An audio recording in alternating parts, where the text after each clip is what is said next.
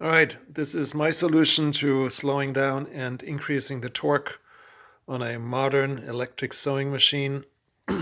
Double pulley. This is a 3D printed part. It's nylon. It's originally white. I spray painted it so it looks a little bit more old. An aluminum bracket that replaced the original bracket that holds the motor. So this holds the motor and this pulley, and another pulley on the other side of this bolt to stabilize this pulley, because there is some pulling in various directions by those belts. This is a round belt that goes to the original motor, and it's a little bit looser. And this is a V belt that goes to the hand wheel. Looks good. Runs smoothly. I'm going to run it with a disconnected hand wheel.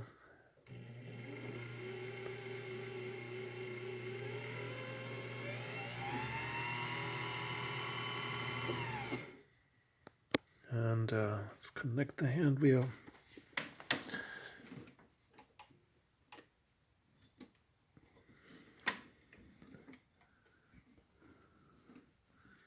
And that's how it sews.